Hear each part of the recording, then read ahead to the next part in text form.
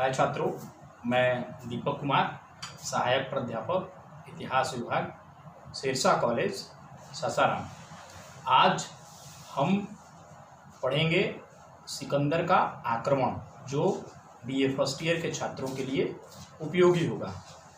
सिकंदर का आक्रमण पढ़ने से पहले एक बात हमको समझना होगा कि सिकंदर एक इमेज है, या सिकंदर एक प्रकार से ये कह सकते हैं कि एक व्यक्तित्व है जिसके आक्रमण के बारे में हम अभी तक पढ़ते आए हैं। तो आखिर ऐसा क्या हुआ उसके आक्रमण के समय कि ये टॉपिक इतना रिलीवेंट हो जाता है? क्या इसकी प्रासंगिकता है? अगर इतिहास लेखन की बात करें तो यूरोपीय इतिहासकारों ने हमेशा से एक पद्धति अपनाई कि वो अपने इतिहास लेखन के दौरान उन नायकों को स्थान देते थे, इतिहास में स्थान देते थे जो उनके लिए पूरी तरह से हीरो थे या उनके समाज के हीरो थे। तो एक प्रवृत्ति थी इतिहास लेखन की, यूरोपीय इतिहास लेखन की, नायकत्व पूजा की, अर्थात हीरो वर्शिप की। और हीरो वर्शिप के जरिए वो ये दिखाने की कोशिश करते थे कि उनके जो नायक हैं, वो जो कॉलोनाइजर्स हैं या जिनके ऊपर उनका उपनिवेश स्थापित है, वो नायक बेहतर हैं उन उपनिवेशी नायकों से। और इसी के क्रम में यही कारण है कि विंसेंट आर्थर स्मिथ जब early history of British India लिखेंगे तो उसमें सिकंदर के आक्रमण पर वो 72 पेजेस लिख डालेंगे, जबकि भारतीय नायकों के बारे में बहुत ही कम शब्दों में या बहुत ही कम पन्नों में उनका जिक्र मात्र वो करते हैं। अब सोर्सेस ऑफ इंफॉर्मेशन पे कि क्या स्रोत कौन कौन से हैं और किन स्रोतों से सिकंदर के आक्रमण के बारे में हमें जानकारी मिलती है, तो एरियन, एस्ट्रेबो, प्लूटार्क की रचनाएं हैं, मेगास्थनीज की इंडिका है और विंसेंट आर्थर स्मिथ की अर्ली हिस्ट्री ऑफ इंडिया है, जिनसे हमको पता चलता है कि सिकंदर का आक्रमण भारत पर हुआ था और ये एक इम्पॉर्टेंट इवेंट था हिस्ट्री का, भारतीय इतिहास का, क्योंकि बहुत सारी चीजें उसके बाद बदलेंगी। अब अगर हम उस समय की राजनीतिक स्थिति की थोड़ी बात कर लें, क्योंकि राजनीतिक स्थिति को जानना बहुत जरूरी है, तो हम देखेंगे कि पॉलिटिकल कंडीशन कैसा था भारत का। तो उस समय जो मध्य भारत का मैदान है, गंगा का मैदान है, उस गंगा के मैदान में मगध के साम्राज्य की नींव पड़ चुकी है और मगध साम्राज्य पूरी तरह से स्थापित हो चुका है। वो एक सार्वभौम सत्ता के रूप में, मध्य भारत के एक सार्वभौम सत्ता के रूप में अपने आप को प्रतिस्थापित कर चुका है और उसकी बाहें जो हैं दूर दूर तक फैल रही हैं, अर्थात अपने साम्राज्य का विस्तार वो कर रहा है। दूसरा बात, चूंकि मगध पश्चिमोत्तर प्रांत जो थे उनसे बहुत दूर है, ज्योग्राफिकली अगर हम देखें, भौगोलिक रूप से हम देखें तो मगध पश्चिमोत्तर प्रांत से बहुत दूर है और पश्चिमोत्तर प्रांत से दूर होने के कारण मगध की जो व्यापकता है वो पश्चिमोत्तर प्रांत तक नहीं पहुंची है, अर्थात पश्चिमोत्तर प्रांत में छोटे छोटे गणराज्य हैं और एक विखंडित भारत की तस्वीर कहीं ना कहीं पश्चिमोत्तर प्रांत में दिखाई देता है। अब यूनानियों से पहले, अर्थात सिकंदर से पहले, कुछ लोग यहाँ आक्रमण किए और जो पश्चिमोत्तर प्रांत थे उन पर कब्जा कर लिया। उनमें जो सर्वप्रथम थे उनमें नाम आता है हखामनी वंश के शासकों का। हखामनी वंश के शासक ध्यान से देखेंगे तो साइरस द्वितीय ने हखामनी साम्राज्य की स्थापना की और प्लिनी के अनुसार इसने कपिसा नगर को ध्वस्त किया था और अगर अंततः देखा जाए तो उसने हिंदुकुश, काबुल घाटी को जीत लिया था। तो अर्थात हखामनी साम्राज्य की स्थापना जो है वो साइरस द्वितीय करता है। दारा प्रथम के समय में ये जो हखामनी वंश है वो चरमोत्कर्ष पर पहुंचता है, क्योंकि दारा प्रथम के बारे में बहुत डिटेल इंफॉर्मेशन हमारे पास है।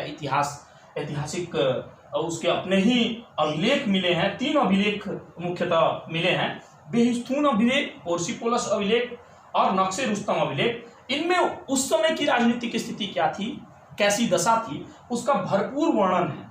और दारा के समय में ही अगर हम देखें तो सप्त सिंधु प्रदेश, काबुल घाटी और हिंदू कुश का जो संपूर्ण क्षेत्र है उसको एक कर दिया था उसने, और वेस्टर्न जो कंट्रीज हैं, पाश्चात्य जगत है, उससे उसको जोड़ भी दिया था दारा ने। तो दारा के समय में एक चरमोत्कर्ष की स्थिति थी हखामनी वंश के शासकों की। फिर आता है जेरेक्सिस, और जेरेक्सिस का टाइम पीरियड है 486 बीसी से 465 बीसी, और इसने दारा के साम्राज्य को संरक्षित करने का प्रयास किया। यूनानियों को इसने हराया भी, और हराकर संपूर्ण उस पर कब्जा कर लिया। लेकिन जो सबसे इंपॉर्टेंट युद्ध होता है वो है 327 बीसी के आसपास, क्योंकि ऐसा माना जाता है, ऐसा प्रतीत होता है कि 330 बीसी तक हखामनी वंश के शासकों का शासन पश्चिमोत्तर प्रांत पर रहा। लेकिन 327 बीसी में एक युद्ध होता है, गोगामिला का युद्ध। एंड ये गोगामिला का युद्ध एक निर्णायक युद्ध होता है बिटवीन द यूनानीज एंड हखामनीज। तो उसमें गोगामिला के युद्ध में दारा तृतीय को सिकंदर जो है पराजित कर लेता है, और यहीं से स्थिति बदल जाती है। और अब जब सिकंदर हखामनी वंश को हरा देता है, तो हेरोडोटस ने जो जिस प्रकार का विवरण दिया है पश्चिमोत्तर प्रांत या भारत के बारे में, उसने कहा है कि जो भारत है वो कहीं ना कहीं हखामनी वंश का, अर्थात दारा के बारे में कहता है, वो 20वां प्रांत है। 20वां प्रांत के रूप में हेरोडोटस देखता है, और 20वां प्रांत के साथ साथ वो कहता है कि ये बड़ा आर्थिक रूप से बहुत समृद्ध क्षेत्र है। 360 टैलेंट मुद्रा, उस समय टैलेंट एक मुद्रा का मापक है, 360 टैलेंट मुद्रा की आय जो है दारा वहां से प्राप्त करता है। तो भारत जो था उसकी आर्थिक स्थिति बहुत बेहतर थी। आर्थिक संपन्नता के बारे में हेरोडोटस पूरी जानकारी देते हैं। अब हखामनी वंश के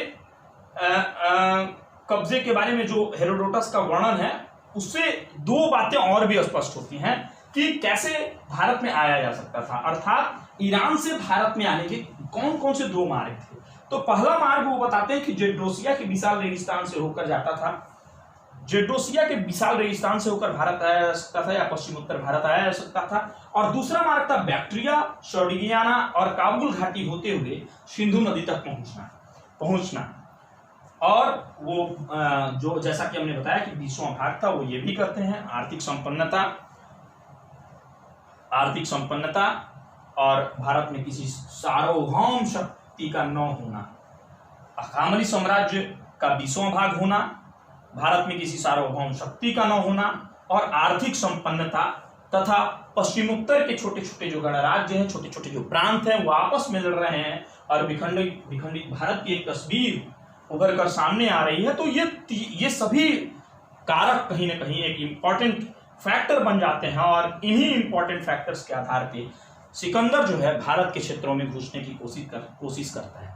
कुछ इतिहासकारों का यह भी मानना है कि वो चूंकि विश्व विजयी बनना चाहता था, इसलिए वो ऐसा करता है। लेकिन ज्यादातर बातें इन तत्वों में या इन कारकों में निहित है। अब सिकंदर के आक्रमण के संबंध में दो मत हैं, क्योंकि दो तरीके से सिकंदर के आक्रमण को पढ़ा जा सकता है। एक ये कहता है कि यूनान के इतिहास की चमकती कहानी है, अर्थात सिकंदर एक विश्व विजेता था, सिकंदर एक नायक था। एक नायक के रूप में देखने की बात, तो दूसरी तरफ भारतीय इतिहास की गौरव गाथा। सिकंदर जरूर अगर यूनानी इतिहासकारों के डॉक्यूमेंट्स को हम देखें तो सिकंदर को एक नायक की तरह प्रस्तुत जरूर किया गया है, लेकिन उन्हीं इतिहास की किताबों में, एरियन स्ट्रैबो की रचनाओं में, प्लिनी की रचनाओं में अगर हम देखें और तो हम पाते हैं कि छोटे छोटे गणराज्य कैसे सिकंदर का सामना कर रहे हैं, और कैसे सिकंदर एक बड़े साम्राज्य के भय से भारत से वापस चला जाता है और रास्ते में ही उसकी मृत्यु हो जाती है। इसका जो भरपूर विवरण मिलता है वो सिर्फ और सिर्फ सिकंदर के यूनान के इतिहास की चमकती कहानी मात्र नहीं है, बल्कि भारतीय इतिहास के उन सपूतों की गौरव गाथा है। तो हमें उस संदर्भ में देखना चाहिए कि मातृभूमि की रक्षा के लिए जिन्होंने अपना सर्वस्व कुर्बान कर दिया, उस परिप्रेक्ष्य से हमको सिकंदर के आक्रमण के इतिहास को पढ़ना बहुत जरूरी है। क्योंकि आरसी मजूमदार भी इस पर अपना विचार रखते हैं, और आरसी मजूमदार ने बाकायदा कहा है कि यह जानते हुए भी कि उनकी जीत की कोई आशा नहीं है, उन्होंने बिना लड़े झुकने से इनकार कर दिया। उनकी बहादुरी और देशभक्ति की उचित सराहना इवन यूनानी लेखकों को भी करनी पड़ी। तो हम उन छोटे छोटे गणराज्यों के बारे में पढ़ने का प्रयास करेंगे सिकंदर के आक्रमण के माध्यम से। उन वीर जातियों के बारे में जानने का प्रयास करेंगे जिन वीर जातियों ने सिकंदर के आक्रमण के भय से अपने आप को सिकंदर के हवाले नहीं कर दिया, बल्कि उसका सामना किया, उसका प्रतिरोध किया और अपनी मातृभूमि की रक्षा के लिए अपना सर्वस्व न्यौछावर कर दिया। जब सिकंदर ने आक्रमण किया तो 3 तरह की प्रवृत्तियां उभर कर आपको सामने आएंगी। 3 तरह के राजा आपको देखने को मिलेंगे। एक, सिकंदर के डर से वो अपना राजपाट सिकंदर को सौंप देंगे। दूसरे, सिकंदर के साथ मिल जाएंगे और अपने लोगों के साथ देशद्रोह कर देंगे। और तीसरे, वो जो सिकंदर का प्रतिरोध करेंगे, भले ही उन्हें कुर्बानियां कितनी भी क्यों न देनी पड़े। तो सिकंदर की जो ये कुर्बानियां हैं, सिकंदर के खिलाफ या सिकंदर के प्रतिरोध में जो ये कुर्बानियां हैं, उन कुर्बानी देने वाली जातियों का हम अध्ययन करेंगे। अब सिकंदर आया कैसे, उस पर हमें ध्यान देना होगा। एक छोटा सा मैप आप केसी श्रीवास्तव की किताब में पेज नंबर 143 पे देख सकते हैं कि कैसे सिकंदर भारत में आता है। सोडगियाना यहाँ देख रहे होंगे, अभी हमने सोडगियाना का नाम लिया। बल्ख होते हुए, अलेक्जेंड्रिया होते हुए, काबुल, खैबर दर्रा पार करते हुए तक्षशिला, निकैया यहाँ तक आ जाता है। और इस मैप पे यही बताने की कोशिश की गई है कि कैसे उसने पश्चिम उत्तर प्रांत में आक्रमण किया और कैसे वो जीत लेता है कुछ क्षेत्रों को। सिकंदर ने बल्ख में भी एक उपनिवेश की स्थापना की, काबुल की मुख्य मार्ग से होते हुए हिंदुकुश को पार किया, अलेक्जेंड्रिया में नए क्षत्रप, अलेक्जेंड्रिया ये सिकंदरिया में नए क्षत्रप की नियुक्ति की, निकैया नामक शहर बसाया और यहाँ पे निकैया में ही सिकंदर जो है तक्षशिला का एक राजा था आम भी उसके साथ मिलता है। और ये घटना ऐसी घटना है जो इतिहास में पहली बार ऐसा हुआ कि एक देशद्रोह की प्रवृत्ति अर्थात अपने लोगों को छोड़कर किसी विदेशी शासक से कोई मिलता है। तो तक्षशिला का राजा आम भी निकैया नामक स्थान पे सिकंदर से उसकी भेंट होती है। अब इन कुछ क्षेत्रों का नाम हम याद रखेंगे, और नदियों का नाम भी याद रखेंगे, जैसे सिंधु और झेलम के बीच में तक्षशिला था, झेलम और चेनाब नदी के बीच में पुरु था, चेनाब और रावी के बीच में मालव नामक जातियां थी, रावी और सतलज के बीच में क्षुद्रक थी, ब्यास और सतलज के बीच में कठ नामक जातियां थी। इन जातियों के बारे में हमने इसलिए बताया क्योंकि इन जातियों से ही सिकंदर का सामना होता है। हालांकि केसी श्रीवास्तव ने 28 जातियों का भरपूर और बृहद वर्णन अपनी किताब में किया है, लेकिन अब हम उन जातियों के बारे में जानेंगे। उनमें सबसे पहले अगर हम बात करें तो अश्वक जातियां यूनानी विवरण में या जो यूरोपियन टेक्स्ट है उसमें अस्सेक्योनोई करके एक जाति का जिक्र आता है जिसकी राजधानी पुष्कलावती या चरसड्डा थी। अपने दुर्ग में रहकर सिकंदर का लोगों ने प्रतिरोध किया। प्रतिरोध करने के दौरान सिकंदर घायल हो जाता है और सिकंदर के घायल होने के परिणाम स्वरूप वो वहां की सारी जनता को मौत के घाट उतार देता है। राजा के मरने के बाद रानी युद्ध का नेतृत्व करती है और कई दिनों तक वीरतापूर्ण प्रतिशोध के बाद उनकी राजधानी मसक का पतन होता है। एक विशेष संधि द्वारा सिकंदर वीरता दिखाने वाली सेना को अभयदान देता है, लेकिन रात के वक्त उन्हें धोखे से घेरकर मार देता है और इसका विवरण आज भी यूनानी इतिहास की किताबों में है। और यूनानी इस बात को एक धब्बे के रूप में भी लेते हैं कि ये उनके इतिहास पर एक काला धब्बा था कि संधि करके रात में उन निसहाय वीरता दिखाने वाले सैनिकों को मार दिया गया। दूसरा, अभी अभी हमने कहा था कि पोरस का क्षेत्र आपको बताया भी था, झेलम और चेनाब नदी के बीच में पोरस का क्षेत्र था और राजा पोरस के साथ युद्ध होता है और राजा पोरस के बारे में हम लोग जानते हैं कि सिकंदर जब आक्रमण के लिए आया तो तक्षशिला का राजा आम्भी जो है उसकी शत्रुता थी पोरस से, और यही कारण है कि वो सिकंदर की सहायता लेता है। लेकिन जब वो सिकंदर अपने संदेशवाहक के माध्यम से मैसेज भेजता है, एक संदेश भेजता है राजा पोरस को कि आप या तो हमसे संधि करने या मिलने के लिए आएं, कम से कम मिलने के लिए आएं, पोरस का सीधा जवाब ये था कि मैं मिलूंगा जरूर, लेकिन अपनी सरहद पर और अपनी सेना के साथ। और उसके बाद सिकंदर की सेना और पोरस के बीच युद्ध होता है, और इस युद्ध में सिकंदर अपना सारा धन बल लगाने के बाद भी वो बड़ी मुश्किल से राजा पोरस को हरा पाता है। 9 घावों को लेकर जब राजा पोरस उसके सामने आते हैं तो सिकंदर उनसे पूछता है कि आपके साथ कैसा बर्ताव किया जाए। तो राजा पोरस का जवाब होता है कि जैसा एक राजा दूसरे राजा के साथ करता है, हमारे साथ भी वैसा बर्ताव किया जाए। राजा पोरस की निर्भीकता, उनकी वीरता के सामने सिकंदर नतमस्तक हो जाता है, और सिकंदर नतमस्तक होने के बाद उनका सारा क्षेत्र उनको वापस प्रदान कर देता है। पोरस के बाद एक और भी जाति थी जिसने बड़ा ही जबरदस्त प्रतिरोध किया, और शायद उसी प्रतिरोध के बाद सिकंदर की सेना वापस भी लौट जाती है, जिनमें नाम है कठ जातियों का।